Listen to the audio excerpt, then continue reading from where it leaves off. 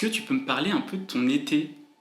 De mon été. Ouais, mais t'as fait quelque chose cet été que moi je rêve de faire, mais que j'ai pas le courage de faire. C'est partir seule avec moi-même. Et je crois que toi, c'est ce que t'as fait un peu cet été. Oui. Tu peux me raconter un peu ? Oui, je suis partie toute seule avec un sac à dos, sans rien réserver, en dormant chez l'habitant.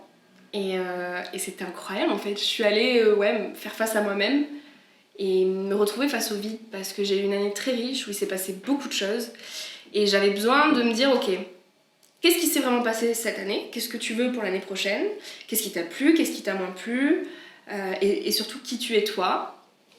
Sans poser la question à un tel, sans aller chercher des repères, des choses qui vont me faire sentir à l'aise, mais vraiment essayer de trouver le bien-être avec moi-même, sans distraction extérieure, vraiment. Pour moi, ce qui compte le plus, c'est de développer une écologie intérieure, c'est d'arriver à être bien juste avec soi.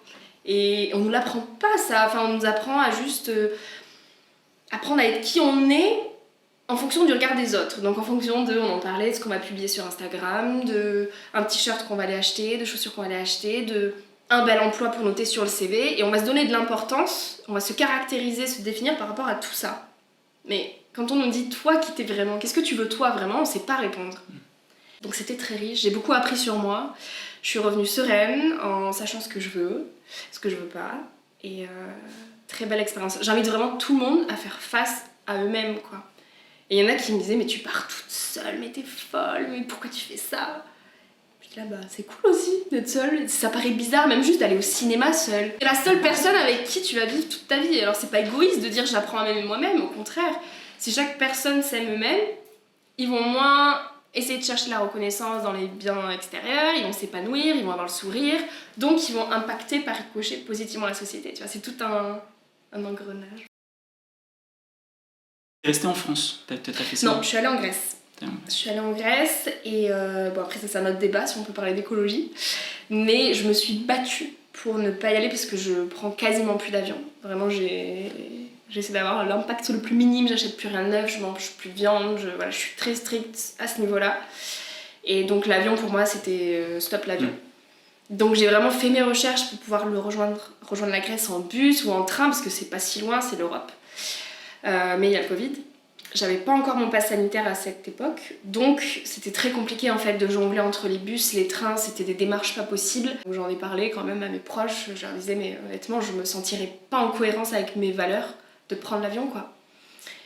Et ils m'ont dit mais arrête, tu peux pas porter sur tes épaules l'impact écologique de tout le monde. Si déjà tout le monde agissait comme toi le long de l'année, ça irait tellement mieux. Donc sois pas non plus trop dur avec toi-même parce que si tu veux tenir tous tes engagements sur la durée, il faut aussi que tu t'octroies quelques petits pas de côté. Donc un avion dans l'année, c'est pas grave quoi, lâche-toi la grappe. J'ai dit bon ok, allez. Parlons-en du coup effectivement de ce côté écologique qui est arrivé dans ta vie. Est-ce que c'était des questions auxquelles t'étais sensible avant ou il s'est passé quelque chose dans ta vie qui a fait que... En fait, depuis toute petite, on va un peu revenir à mon enfance, je suis exposée à ces enjeux-là parce que mes parents sont agriculteurs. Donc j'ai grandi dans la nature, au contact même de la faune qui grandit, qui a des cycles avec les saisons, etc. Et avec mon père qui depuis tout petit, donc ma soeur et mon frère, nous bassinent en nous disant « Là ça va plus quoi, les cultures elles grandissent plus comme d'habitude, le climat change, on fait face à quelque chose de très grave ». Et moi, petite, je le comprenais pas spécialement, juste je savais que c'était là et j'ai grandi avec. Et petit à petit, j'ai vu par moi-même que, effectivement, le maïs, on pouvait pas l'irriguer de la même façon aujourd'hui qu'il y a 10 ans parce qu'on a des restrictions au niveau de l'eau. Si déjà en 2020, donc ça commençait déjà en 2020, on peut plus utiliser autant d'eau qu'on veut pour faire les cultures qui vont nous nourrir par derrière, c'est qu'il y a un problème, ça sera comment en 2030 ? Et c'est plein de petits déclics comme ça qui se sont enclenchés et moi, ma soif un petit peu de curiosité qui a lu beaucoup de livres sur tout ça, notamment Pablo Servigne, le collapsologue qui parle de collapsologie, de l'effondrement du vivant. Et quand on commence à mettre le nez là-dedans, on se rend compte que c'est une cause tellement grave et tellement la plus importante de toutes les causes que t'as envie de lire et encore lire et encore lire et te documenter, regarder des documentaires et petit à petit tu comprends que c'est grave, mais que c'est très grave. et tu peux plus faire de retour en arrière. Enfin, moi, une fois que j'ai été piquée à ça, je me suis dit, mais pourquoi ça n'affole pas tout le monde, quoi? Enfin, c'est demain, c'est même aujourd'hui, là, il y a plein de populations qui vivent déjà les conséquences. Mais comme c'est pas sous notre nez, on se dit, bon, ça n'existe pas.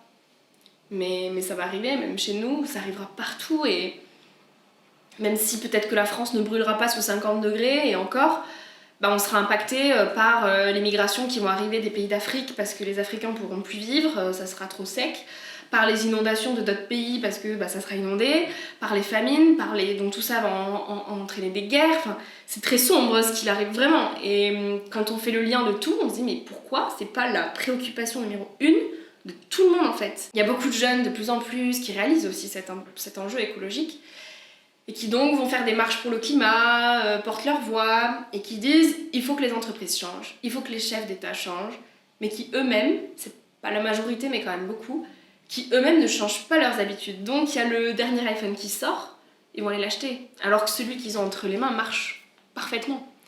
Il y a les soldes, ils vont aller se ruer chez Zara pour acheter une robe qu'ils ont en rouge mais qu'ils veulent bien en bleu. Et je me dis mais attends, avant d'aller critiquer et marcher avec un panneau pour dire que les politiques ne font rien, ok, ils ont des efforts à faire eux aussi, mais commence par toi.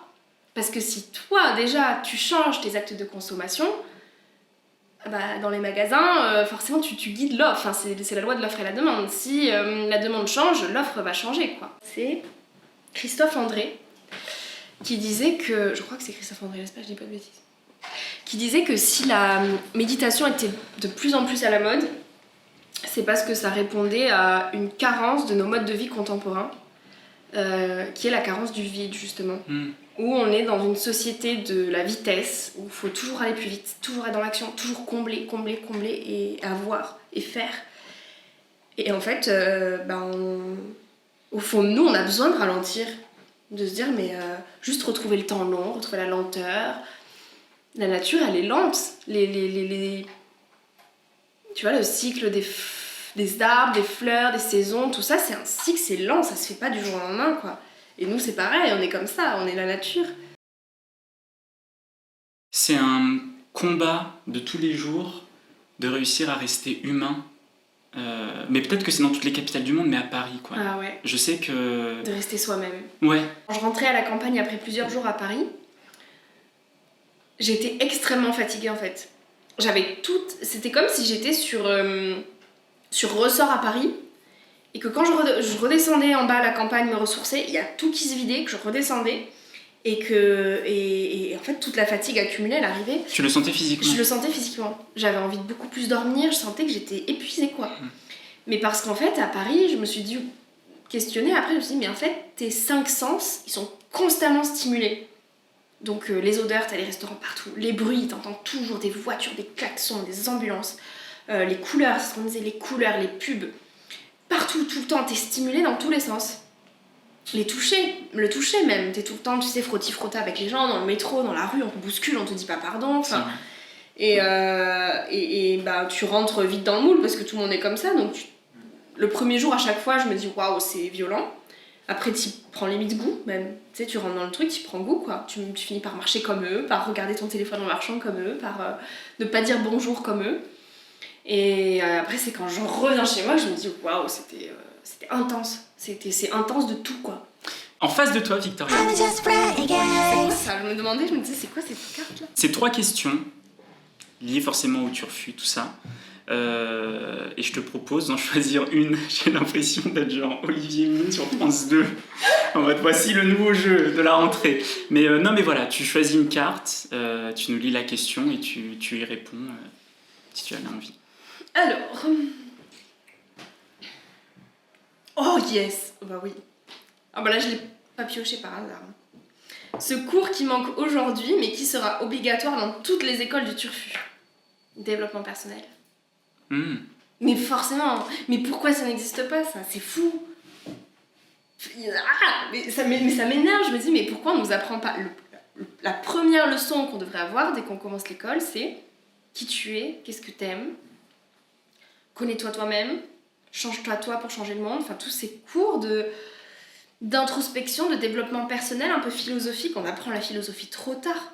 On nous prend pour des neuneux en disant ouais, tu pourras comprendre le sens de la vie, te questionner sur la vie qu'à l'âge de 15 ans, mais on nous apprend à faire des équations de maths dès 7 ans, on peut apprendre à définir la réussite à 7 ans, quoi. D'ailleurs, souvent à 7 ans, on a une notion de la réussite qui est plutôt juste. Et le développement personnel, c'est ça qu'il faut mettre. Mais ça, je vais mettre toute mon énergie pour que l'éducation nationale mette du développement personnel à l'école, quoi. Allô, Jean-Michel Blanquer. Non mais... Faites-le tout de suite. On te demande jamais la question de qui tu es, de ce que tu veux. Et au lycée, on te dit bon, ben ça y est, il faut que tu choisisses entre S ou ES, et puis après, tu trouves un métier. Moi j'étais là, mais vous êtes fous. Enfin, je sais pas ce que je veux faire. Il y a 1000 trucs qui m'intéressent. Je peux pas faire un choix qu'on me présente comme décisif de ma carrière. Ça fait super peur. Moi, ça m'a fait flipper. J'étais là, mais C'est hyper violent. Ouais, c'est hyper ça m'a stressée, mais incroyablement, quoi. C'est pour ça que j'ai écrit le livre. C'est pour ça que j'ai fait le podcast, parce que c'est plein de choses comme ça que j'ai apprises grâce au développement personnel. Je me suis éveillée un peu à tout ça à l'âge de 15 ans, grâce à une rencontre qui m'a complètement ouverte, grâce à Frédéric Lenoir qui a écrit des livres formidables et hyper accessibles sur ces sujets-là, que quelqu'un de 12 ans peut comprendre. Hein. Et donc je me suis dit, mais toutes ces clés que j'ai eues, qui m'ont tellement aidée à me construire, il faut les partager, quoi. Que les gens apprennent à se connaître, quoi. Qu'on nous dise, mais qui tu es, avant de dire qu'est-ce que tu veux faire. Il faut prendre la question dans l'autre sens. Et la retourner. Est-ce que tu pourrais nous parler un peu de comment il est né ce livre, de sa genèse? Ça fait 4 ans que tu... Ouais, oui, tu t'es bien renseigné. Parce qu'il y a plein de personnes qui croient que j'ai écrit le livre suite au podcast. Moi, j'ai commencé à écrire pour moi parce que ça m'appelait au retour d'un voyage en Inde. Donc j'ai passé à 18 ans 2 mois dans les bidonvilles de Jaipur, en Inde, avec des enfants qui n'ont rien de matériel. Donc humainement, ils sont beaucoup plus riches. Et matériellement, ils n'ont rien. Et moi, je suis rentrée en France et je me suis sentie tellement seule d'avoir vécu tout ça, d'avoir compris tout ça, toute cette illusion qui nous berce depuis la tendre enfance. Et j'ai tout remis en question. Je me suis dit, mais en fait, c'est quoi réussir sa vie? Ces enfants, ils ont rien, ils ont le smile jusqu'ici. Et là, je rentre dans un pays qu'on dit développé et en fait, tout le monde fait la gueule. Enfin, vraiment. Je me suis dit, mais il y a quelque chose qui cloche, qu'est-ce qui nous manque? Et on a tellement trop qu'en fait, on sait plus ce qui compte vraiment. Et je me suis sentie en complet décalage avec les jeunes de mon âge. J'ai retrouvé mon amphithéâtre d'école de commerce en ayant l'impression d'avoir vécu 10 vies en 2 mois et qu'autour de moi rien n'avait changé.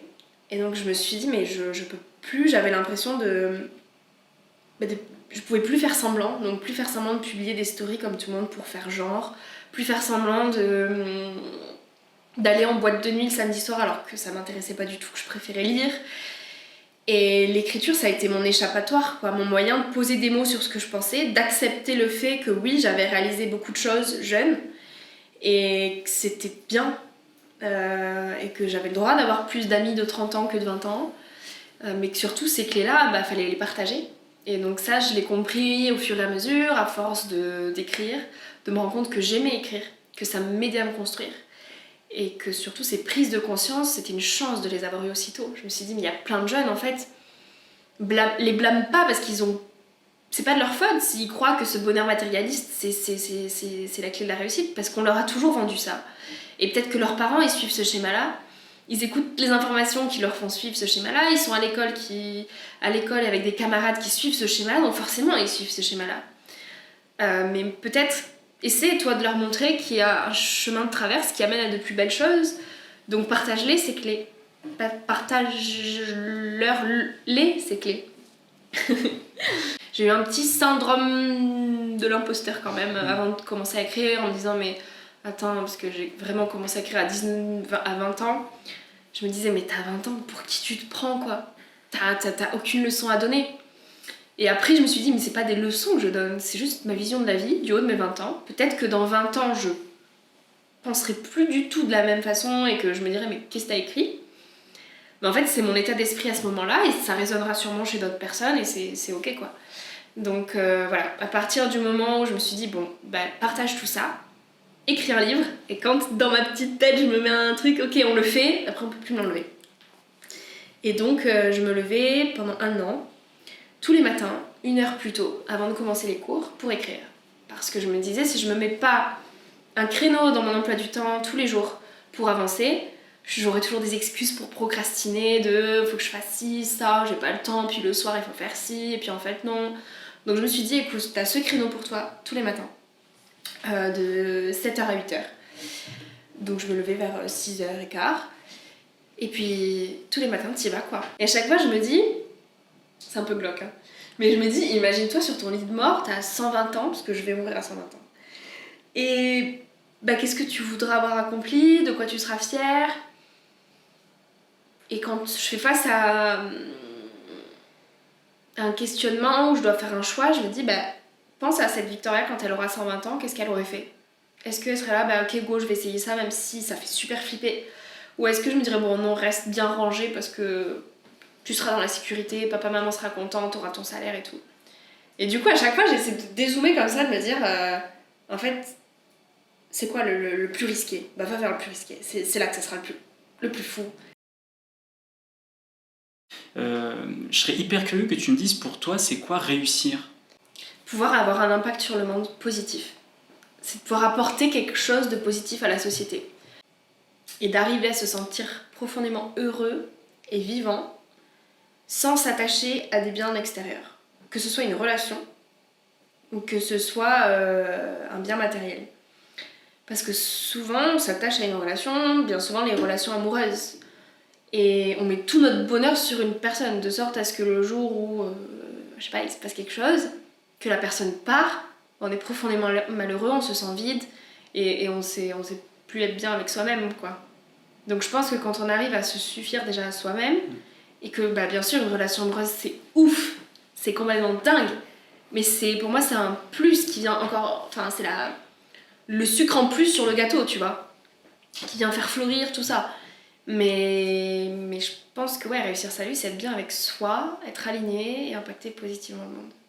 Mais c'est un long travail, je pense que ça prend toute une vie pour vraiment arriver à cocher ces 3 choses. Alright. Fais ton choix. Allez, je viens d'être présidente de la République. Quelle est la première mesure que tu prends? Tu vois, je pourrais être tentée de dire, mettre des mesures écologiques en place, comme du zéro déchet, des plats végétariens dans les cantines, toutes ces choses-là. Mais je pense que je reviendrai encore à mettre du développement personnel dans les écoles, parce que pour moi, ça commence par ça. Ça commence par nous. Et je me dis que si, dès très jeune, on apprend à se connaître, et qu'on fait ce qu'on aime, on va moins consommer, parce qu'on va moins ressentir le besoin d'aller combler ce vide intérieur par des choses futiles.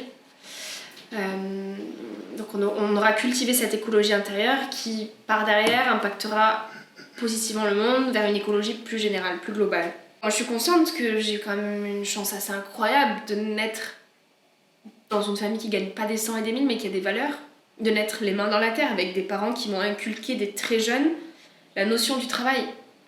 Donc tous les week-ends, quand j'avais 13 ans, je devais me lever à 5h30 du matin, un dimanche matin, pour aller traire les vaches. Bon, sur le moment, je considérais pas ça comme une chance, c'était horrible.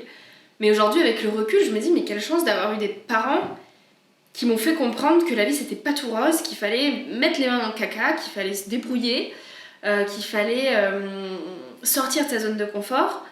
En fait, c'est des clés qui sont hyper importantes. Et ça passe par l'éducation. Et la personne que je suis aujourd'hui, toute cette rigueur que j'ai, etc., ça passe par la danse classique que j'ai pu faire pendant 15 ans, par cette éducation de mes parents à la nature, par avoir eu aussi la chance d'avoir pu faire des études supérieures, qui m'ont ouvert l'esprit, qui m'ont permis de voyager. Tout ça, c'est des chances incroyables et j'en suis consciente. Et il y a beaucoup de gens qui les ont pas. Donc c'est que là, il faut leur donner pour qu'ils puissent, après eux-mêmes, être en mesure de comprendre qui ils sont, de comprendre ce qu'ils veulent faire, comment impacter la société, comment s'épanouir, faire les bons choix. Si le monde est en paix, tout ira tellement mieux, vraiment.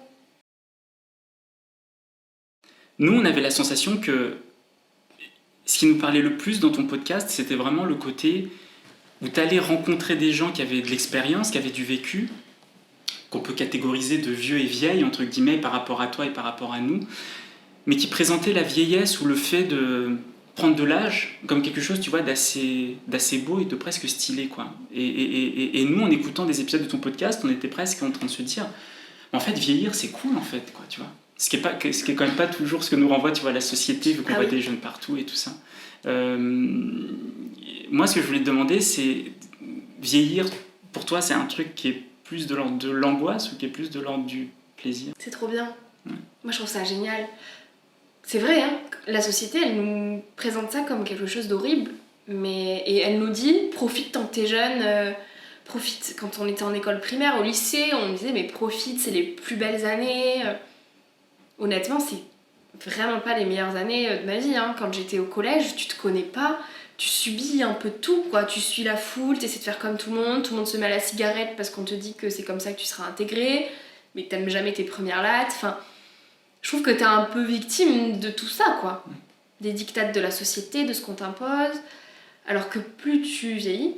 Enfin, j'aime pas dire vieillir, c'est plus tu grandis, quoi. Plus tu grandis, plus t'apprends à te connaître, plus tu sais faire les choix qui te seront les bons, plus tu sais enlever de ta vie ce qui est néfaste dans ta vie, plus tu t'alignes, plus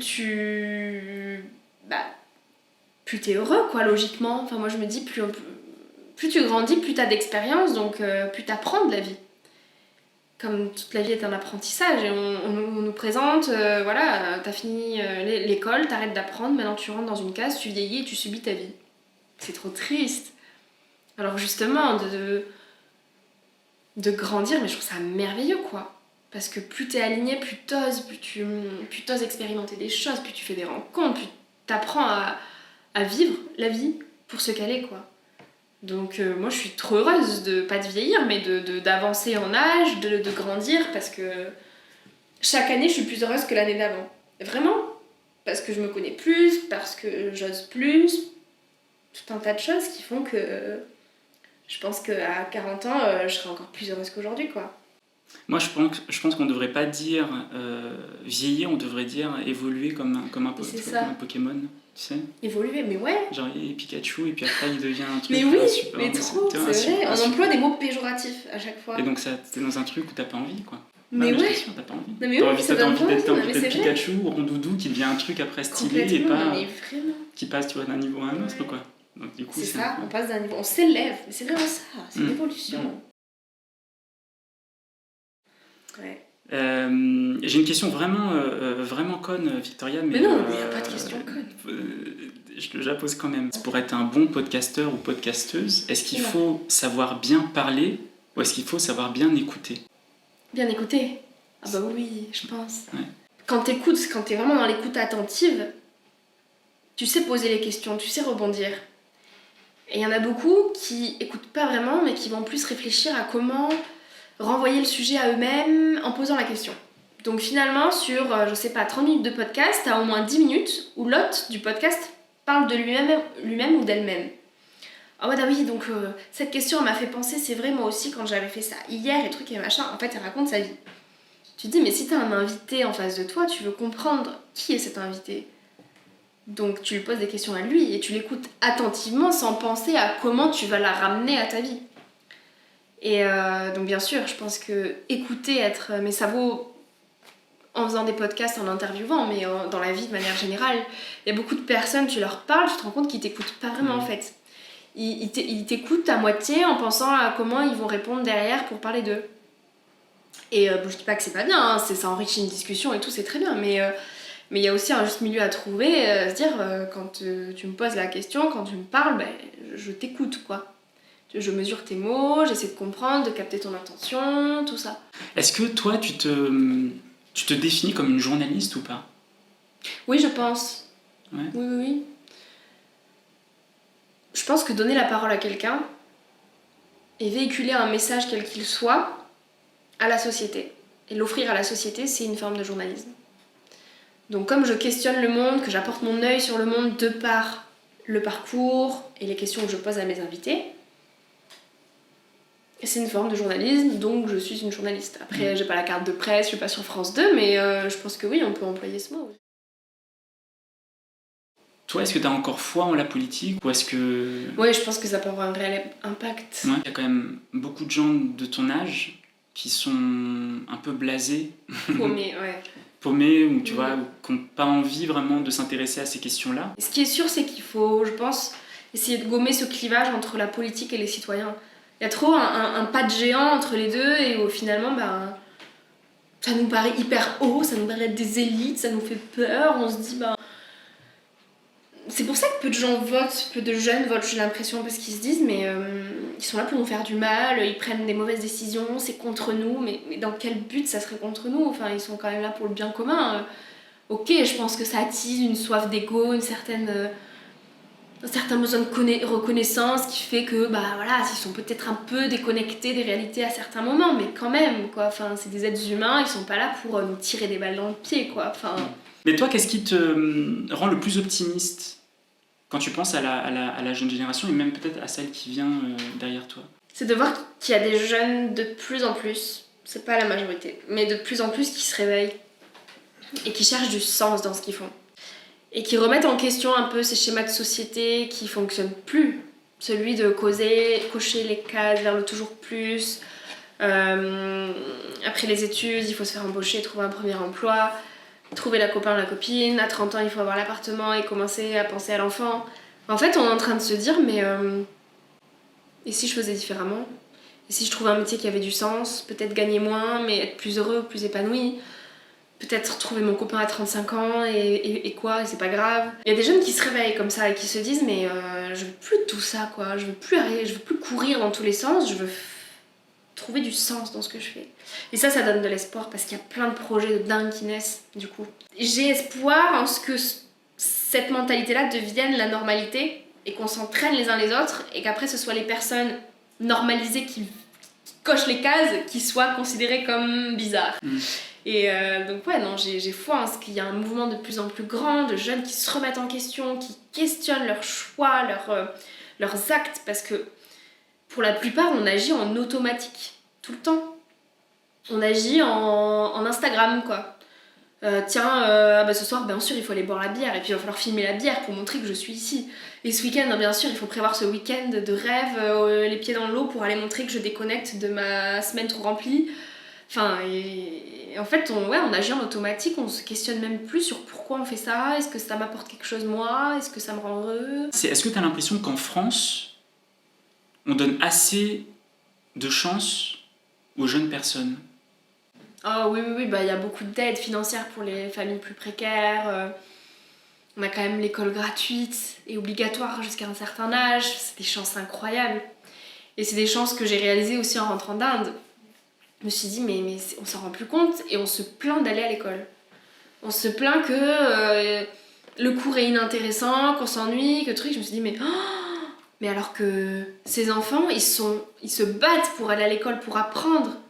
Parce que l'apprentissage, c'est le savoir, c'est l'ouverture, c'est la vie, quoi. Et on considère tellement ça comme acquis maintenant qu'on s'en rend plus compte et qu'on s'en plaint. Je sais pas si tu te souviens, mais quand on est sorti du premier confinement, en 2020, t'as eu plein de jeunes qui se sont retrouvés, tu vois, dehors ou pour la fête de la musique, tu vois, notamment, il y avait des images qui avaient un peu circulé comme ça sur Internet. Et il y avait eu pendant, je sais pas, un mois, sur les chaînes d'infos en continu, t'avais des trucs en mode, les jeunes sont en train de faire circuler le virus, il n'y a plus les gestes barrières, mais que fait la jeunesse, tu vois, presque. Un truc un peu de culpabilité, un peu. C'est vrai qu'on a été quand même, dans un premier temps, un peu mis de côté, les jeunes. On se disait, bah de toute façon, les jeunes, je veux dire ceux qui sont dans les études supérieures, de toute façon, ils peuvent suivre leurs cours derrière des Zooms chez eux, donc c'est bon, ils vont pas se plaindre, quoi. Sauf qu'on est quand même resté très longtemps derrière des Zooms chez nous, être coupé de toute interaction sociale, et c'est pas humain en fait. En plus, quand t'es jeune, c'est cet âge où t'aimes sortir en boîte, où t'as besoin de fricoter avec des gens, et bah, j'ai envie de dire, on a le droit aussi quoi, de sortir de chez nous, de profiter. Enfin oui, il y a un virus, mais on peut pas non plus s'encastrer comme ça pendant 3 ans. Enfin, il y a aussi de la vie, quoi, et c'est pas humain de rester chez soi, quoi. Donc, dans un premier temps, on a un peu été les oubliés de la crise. Enfin, moi, je trouve, hein, c'est que les jeunes, voilà, tu vois, les très jeunes sont revenus à l'école. Les plus âgés sont repris partiellement le télétravail et le présentiel, et nous les jeunes, de toute façon ils savent, ils sont autonomes, ils peuvent continuer leurs cours derrière les Zooms. Non, nous aussi on a besoin de reprendre la vie quoi. On me dit dans l'oreillette, parce qu'il y a une oreillette dans cette émission, dans ce talk show du Turfu, qu'il est l'heure. Cette dernière carte. J'aime trop ce jeu. Il est trop bien. Je vais faire ça à mes invités. J'ai piqué l'idée. Avec plaisir. Si tu es une personne que tu ne te lasseras jamais de voir dans le Turfu, Frédéric Lenoir. Ah bah oui, c'est lui qui m'a éveillée, c'est lui qui m'a fait grandir avec ses livres de développement personnel. Et il est tellement... En fait, il démocratise ces sujets un peu qui peuvent paraître farfelus de loin, quoi. Où tu te dis, mais le développement personnel, j'y comprendrai jamais rien. C'est des mots bizarres qui font peur. On te dit un peu... Enfin, ouais, on a l'impression que c'est un truc de perché, quoi, tu vois. Et Frédéric Lenoir, non, il te dit, mais regarde, ça plus ça fait ça. C'est très simple. Il te met des mots du quotidien, il démocratise le sujet. Et il est toujours pertinent. Et on va en avoir besoin de lui dans le Turfu. Et encore plus de gens comme lui. On trouverait ça sympa d'éteindre les caméras. Oui. Nous de sortir et de se dire qu'on te laisse 30 secondes toute seule avec ce micro là devant toi. Et que, alors attends, il y a quand même un truc, et que on aimerait beaucoup que tu t'adresses à la Victoria du Turfu. Ah mais c'est ouf ça. Je dois parler à la Victoria qui a 63 ans. Alors, je crois que j'en ai des choses à lui dire à cette Victoria de 63 ans. J'espère qu'elle aura vécu, qu'elle aura bien vécu, qu'elle se sera vraiment bien éclatée, qu'elle aura fait des tas de rencontres, qu'elle aura voyagé beaucoup et qu'elle aura pu avoir cet impact positif sur la société qu'elle se bat pour avoir tous les jours, pour rendre le monde un peu plus doux, un peu plus harmonieux, un peu moins clivant, un peu moins brutal, un peu moins méchant.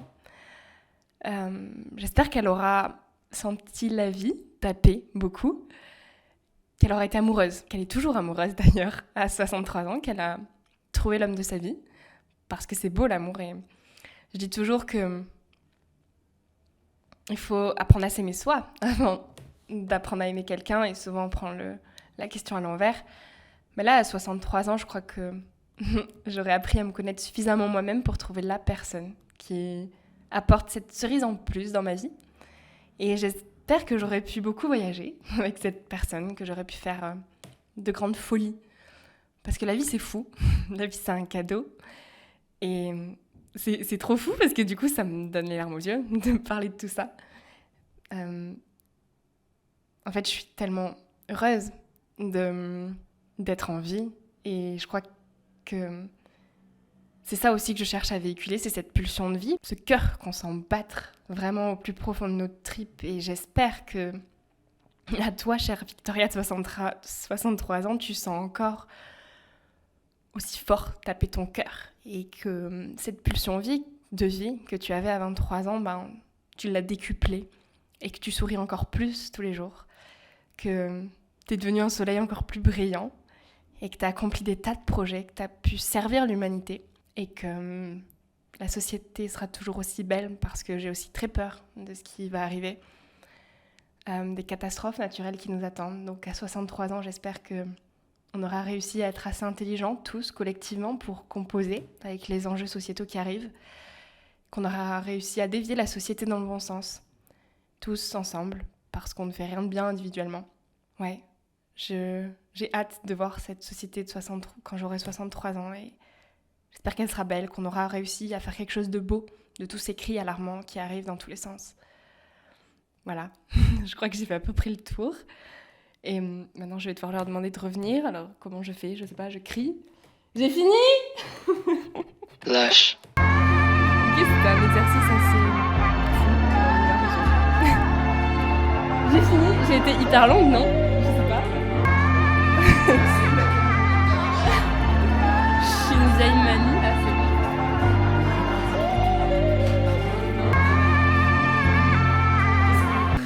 faire un truc qu'on fait avec certains guests, c'est-à-dire qu'on se dit que ça, c'est le début d'une espèce de rencontre qu'on va faire un peu à chaque fois avec toi à différentes étapes de ta vie. Oh, trop chouette! Jusqu'à ce que tu viennes à l'EHPAD à Lyon et qu'on soit comme ça. Et que j'aurai 120 ans! Et qu'on soit Je toujours... pourrais revenir à 120 ans!